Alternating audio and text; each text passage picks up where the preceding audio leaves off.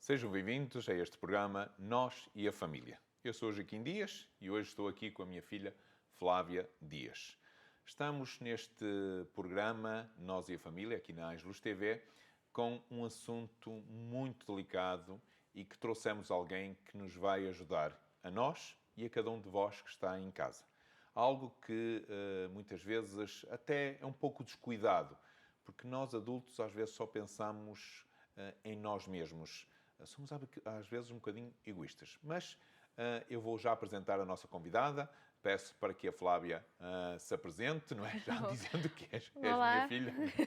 sou a Flávia Dias, estamos aqui com a nossa convidada, a doutora Nélia Almeida, psicóloga, e que vem então falar de um assunto delicado que é os meus pais já não vivem juntos, que é até o tema e o título do livro que também tem para nós e que vai falar daqui a pouco dele.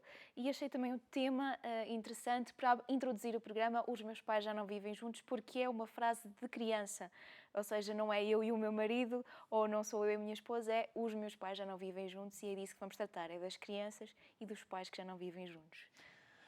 Seja bem-vindo, doutora, Boa tarde. e boa tarde, para nos ajudar a esclarecer alguns assuntos, não é? O que é isso, não é, destas crianças quando dizem os meus pais já não vivem juntos? Que consequências às vezes isso traz para a vida delas e para o seu futuro também? Obrigada, antes de mais, então, pelo vosso convite. De facto, este é o título do nosso livro, um livro que surgiu na sequência de um trabalho de terreno que foi feito com crianças e jovens de pais divorciados, porque esta é uma das frases que nós vamos ouvindo na consulta de psicologia e não só, na nossa vida, com cada vez mais frequência. E, portanto, por considerarmos que este é um assunto muito pertinente, esta é uma realidade em crescimento muito grande, e por isso temos que atender ao impacto nas crianças, nos adultos também com certeza, mas neste campo, nas crianças, desta nova realidade familiar e do impacto que isto vai ter na sociedade para o futuro. Este livro foi escrito em coautoria com a minha colega Susana Monteiro, como vos dizia, na sequência de um trabalho que foi feito no terreno com crianças em grupo. Portanto, de crianças que nós acompanhávamos em consulta individual, formamos um grupo de apoio e neste grupo de apoio fomos desenvolvendo várias temáticas no sentido de as ajudar a adaptarem-se à realidade da separação. E essas crianças tinham que faixa etária? É qualquer faixa etária ou tem uma... Aqui no livro falamos da idade escolar, entre os 6 e os 9 anos, e depois a entrada na idade da adolescência.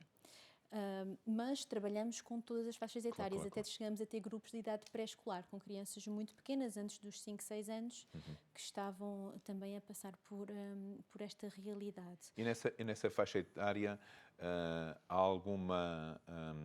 isto é, as crianças, algumas que sofrem mais por estar numa faixa etária mais nova, ou são os que estão quase na adolescência ou pré-adolescência, portanto, eles sentem mais. Qual é a faixa etária que sentem? Não há, de facto, uma regra. Vai de criança para criança. Sim. E de família para família. Aquilo que é o maior preditor de desajustamento nas crianças não é propriamente a separação ou o divórcio. É a forma como a coisa está a ser feita. E, principalmente, a frequência e a intensidade dos conflitos conjugais. Portanto, em algumas famílias, se os conflitos permanecerem depois da separação, em algumas famílias acontece numa fase inicial, mas em algumas famílias acontece durante muitos e muitos anos, então o divórcio não vai resolver aqui grande coisa, não é? Porque a ideia da separação é, perante uma situação complicada familiar, poder-se criar uma nova oportunidade para todos se poderem readaptar. Portanto, quando a coisa corre bem, quando há uma redução dos conflitos e da intensidade desses conflitos, há uma maior probabilidade de haver um maior ajustamento das crianças ou dos adolescentes. Em termos de faixa etária, podemos ter às vezes a sensação de que as crianças mais novas não percebem, não compreendem. Pronto, de facto, aquilo que diz a literatura é que quanto mais nova for a criança, maior é a probabilidade de haver uma mais fácil adaptação. Quer dizer, se a criança não se lembra de ter vivido com os pais juntos, não vai ter aquele sentimento de perda da família na sua união familiar. Isto é um facto, mas é preciso mesmo assim explicar numa linguagem adaptada à criança, explicar na altura do acontecimento, voltar a explicar cada vez que for necessário e até anos depois. Porque esta criança pequena, ao entrar, por exemplo, na escola, ou a perceber-se as diferenças da família dela com outras famílias, poderão surgir aí questões que na altura, quando tinha 3, 4 anos, ainda não tinha elaborado sobre elas. Portanto, que este assunto da separação também não seja um assunto tabu dentro das famílias. Claro. Pela experiência que tem, doutora, hoje parece que, e é uma noção que eu tenho, mas pode-me corrigir, não se preocupe, parece que hoje, por qualquer coisinha, o marido e a mulher separam-se, divorciam-se. Será que hoje não há esta falta de empenho, o esforçar-se, o tentar resolver as coisas, tentar pedir ajuda, e no caso da doutora como psicóloga, a área dos psicólogos, poder ali tentar dar uma oportunidade uns aos outros? Sim. Está a tocar aqui em duas questões pertinentes. De facto, uma delas é esta mudança na sociedade que se está a viver e esta facilidade em atar e desatar. Portanto, antigamente não era tão fácil, não é? O casamento era mesmo levado até ao fim. E às vezes em situações extremas em que a situação era inaceitável, podia haver aqui situações de grande gravidade para com os adultos e para com as crianças, e mesmo assim as pessoas permaneciam no casamento. Portanto, mas agora passamos para o outro extremo, portanto nem 8 nem 80, não é? Passamos para o outro extremo em que sim, parece que há cada vez menos, se calhar tornamos-nos mais egoístas, e temos menos capacidade de adaptação ou resistência às situações complicadas. Estamos numa sociedade mais descartável, não é? Claro, exato. Não só em relação às relações, na nossa vida, e acabamos por replicar, se calhar, um bocado isto na nossa vida. O próprio Papa Francisco diz isto, não é? Que hoje estamos numa sociedade descartável, por tudo é descartável nisso. A segunda questão, peço desculpa interromper. Estava a colocar uma segunda questão. Estava a falar do pedir ajuda, a terapia, se não era importante, porque hoje, graças a Deus, vocês, como esta área de investigação de várias linhas que a psicologia tem, poder contribuir, porque pode não ser da minha área, mas eu tenho um colega ou tenho um conhecimento que posso ajudar, e esse casal ser ajudado, não é? Ainda existe um grande preconceito à volta da psicologia, não é? E ainda existem algumas ideias pré-concebidas nas pessoas de que, até há uns provérbios nesse sentido, que agora não me estão a surgir, mas que entre marido e mulher... Se mete a colher, exatamente. Portanto, há ainda muitas estas ideias muito enraizadas de que aquilo que se passa dentro da minha casa e dentro do meu íntimo, ninguém tem a ver com isto, só tem a ver comigo. E por isso ainda é difícil. Se bem que cada vez mais há terapeutas familiares a funcionar, mediadores familiares, terapia conjugal, isto está em expansão e cada vez mais temos pessoas que recorrem a nós, e até a nós psicólogos, para, numa altura em que, não só nesta fase de ainda tentar, consertar, perceber qual é que é o papel de cada um no conflito e o que é que se pode fazer, mas também quando já perceberam que a separação é realmente a saída, procurar o psicólogo para preparar as crianças para estas novas mudanças que vão surgir. Porque, de facto, isto traz muitas mudanças nos hábitos, na rotina familiar, e estas mudanças têm que ser bem asseguradas. Os pais, muitas vezes, também se encontram fragilizados emocionalmente, inevitavelmente isto acontece, e por isso nem sempre estão com a maior capacidade para apoiar eficazmente as crianças. A mim parece-me que em casos desses, quanto mais quando há crianças pelo meio, o apoio de um profissional é essencial. Importante.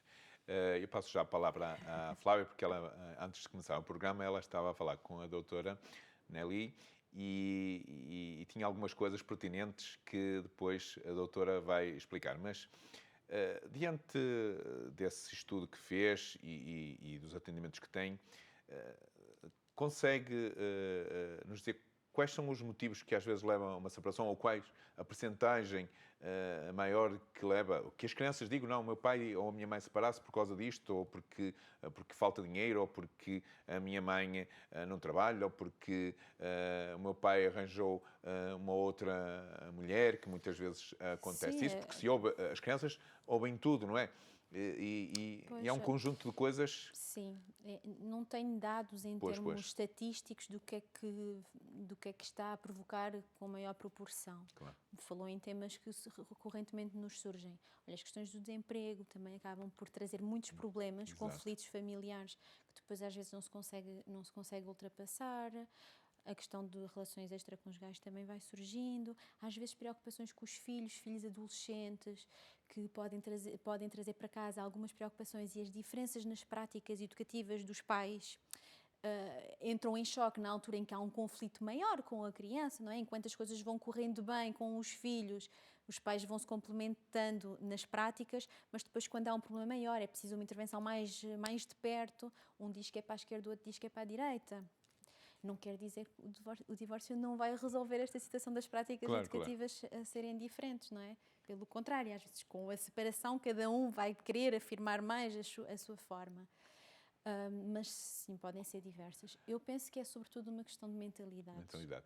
E outra coisa, que eu aqui há já foi o ano passado, estive numa formação sobre os vários aspectos da família, e a doutora ainda é bastante nova, não é? E diga uma coisa, estas novas tecnologias que hoje entraram dentro de nossas casas, elas têm influência, porque o que se vê, muitas vezes, ou pelo menos nessa formação foi muito falado isso, foi dado um peso muito grande, mas nós não tivemos, na altura, portanto, psicólogos que nos ajudassem. Nós estávamos mais numa área pastoral e não também da área psíquica. Mas que as novas tecnologias hoje têm, segundo os dados, que têm levado muita gente às vezes a separar-se, porque cada um fica no seu Facebook, fica na sua área de ver as suas coisas, os seus jogos, e o casal está dentro de casa, mas não está unido, não é? Isso tem crescido, tem sentido isso? Sim, isto, a realidade das novas tecnologias é realmente é sinónimo de um avanço cultural muito importante, não é? Na nossa vida, mas ao mesmo tempo tem trazido preocupações e dentro da investigação tem-se debruçado muito sobre isto. Não só no impacto no crescimento das crianças, no desenvolvimento das crianças, mas também no impacto nas próprias famílias.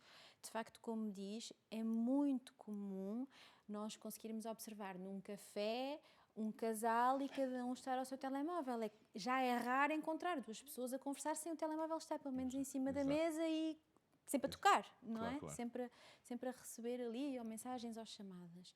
E isto tem, obviamente, um impacto na dinâmica familiar. Há cada vez menos partilhas. Claro. As pessoas estão muito centradas em si, acabam por criar uma realidade virtual própria, mas é muito individual.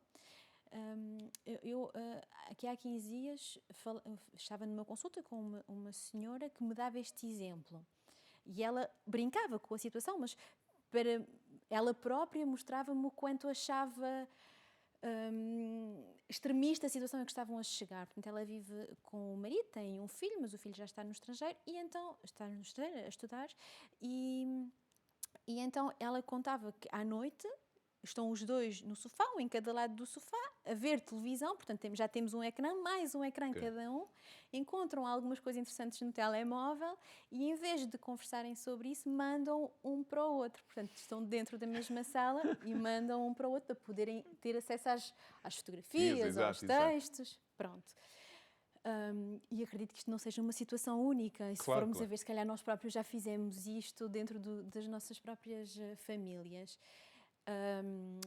Sim, nós vamos perdendo a individualidade do casal, a individualidade da família, porque estamos constantemente a ser quase bombardeados, não é? Exatamente, bombardeados por outros estímulos. Exato. Estou a ter uma conversa importante, mas está a tocar ali o meu telemóvel, portanto vou dando uma vista de olhos, vou continuando a conversar, mas vou dando uma vista de olhos e vou respondendo ao mesmo tempo, e não estou plenamente naquilo que está a acontecer naquele momento. E depois, em termos de desenvolvimento da criança, para além do modelo que estamos a passar, não é? É o próprio impacto em termos das competências. Quando recorremos muito ao ecrã, perdemos competências de base ao nível da socialização, o saber estar, o saber esperar, Já não sabemos estar em algum sítio sem Exatamente. esperar, sem estímulo, estar numa sala de espera e não fazer nada.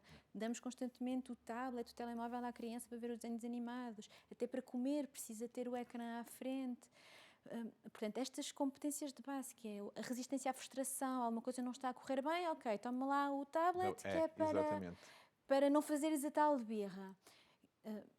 Portanto, o que é que aquela criança não vai desenvolver competências de saber lidar com aquela emoção, a frustração, o que é que vai ser dela mais tarde, porque nem sempre vai ter o recurso ao telemóvel ou aos desenhos animados quando for adulta para lidar com situações complicadas.